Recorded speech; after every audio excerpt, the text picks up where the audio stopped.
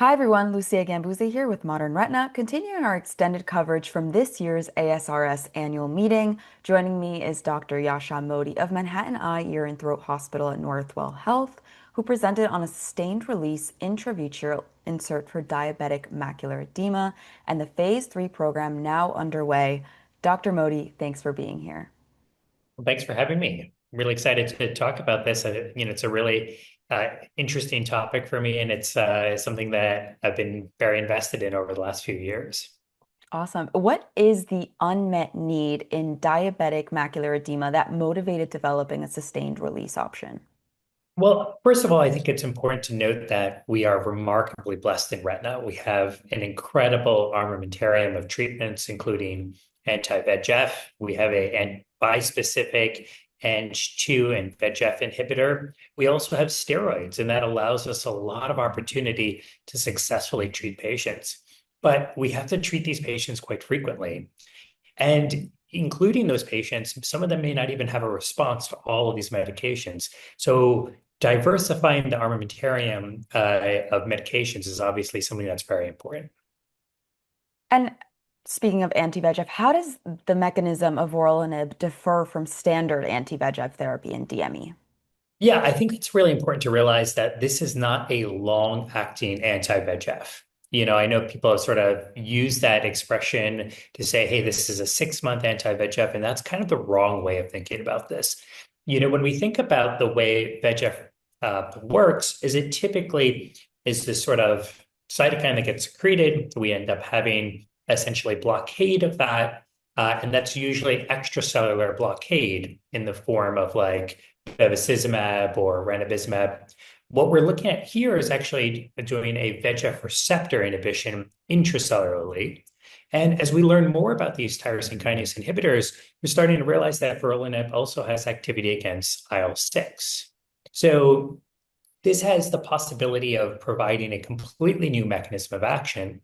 And yes, while the design was to try and go longer and to diminish the frequency of injections, just having a different MOA can be remarkably helpful.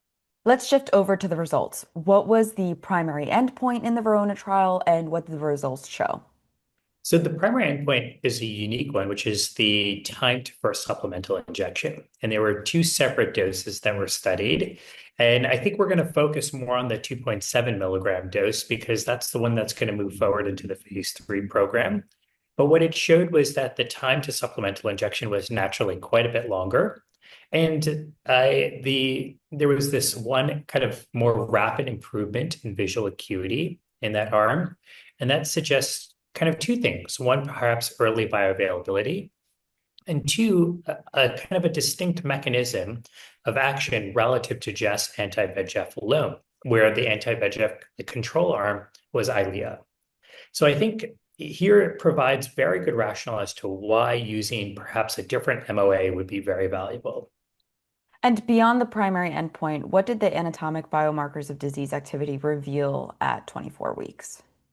Yeah, I mean, what we saw was a rapid reduction in central subfield thickness. Now, remember, unlike our AMD population, these were patients who were incompletely treated. So their CST started out quite a bit thicker, and there was a reduction in that central subfield thickness kind of right out of the gate, as we would expect from anti-VEGF as well. And that was sort of sustained all throughout the 24-week window. So that really highlights the fact that there's probably active drug in the eye all the way out through 24 weeks. And you talked about the central subfield thickness. Can you talk more about the visual acuity, what you found, and then shifting over to the safety, what was the safety profile like? Yeah, so let's talk about visual acuity because remember, these patients, they have room for improvement, which is very different than the Davio study where those patients were heavily treated. So we do want to see an improvement in visual acuity, and that's exactly what we saw across all three arms.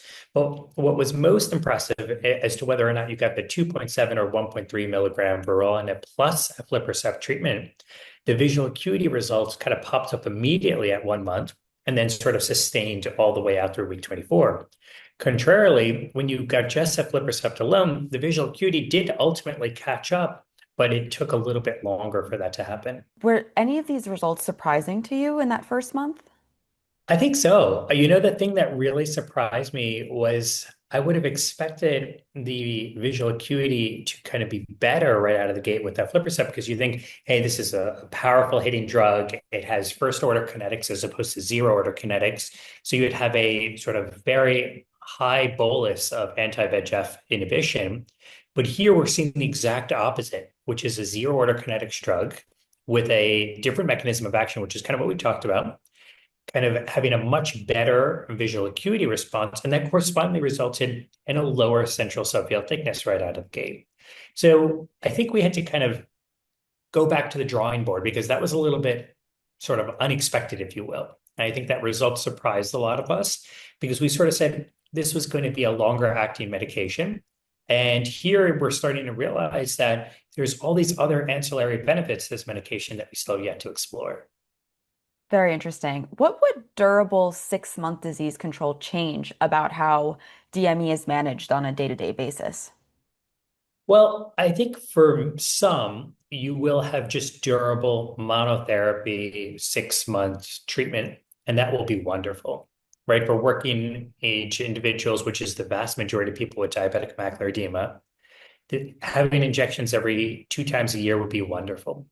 It is important to realize that not everybody was sort of completely devoid of any supplemental injections. In fact, about a third of patients required supplemental injections, even at the 2.7 milligram arm. So I think, the most important thing is how does this medication, it's for EyePoint's perspective, their goal is to sort of say, how do we get it into the hands of retinal physicians? It's then our goal to go and say, how do we then use this in a day-to-day practice? Is this used as a monotherapy? Is this used in combination? I think these are things that we're going to struggle with out of the gate. And then we're going to see variations in practice patterns, but ultimately more durable treatment, less fluctuations in central subfield thickness will result in better long-term visual acuity. And that's been demonstrated over and over again in various clinical studies. And you mentioned that that 2.7 milligram dose will be now tested in a phase 3 trial. Can you talk more about that phase 3 trial? What are you looking for? What kind of results are you expecting to see? And what do you hope it does for the field? I think it's important to realize it's similar and but different, right? Phase 2 studies kind of guide the development of a phase 3 program, but there are some critical differences. One, there's more treatment naive patients in the study as opposed to previously treated in the phase 2. And then two, these patients are going to be loaded every 6 months. So in other words, the goal is to kind of just be more consistent with the vorolanib treatments. And what we would like to see is we want to see sort of long-term stability in their visual acuity after they have a gain. And then also to make sure that that central subfield thickness is not sort of seesawing along the way.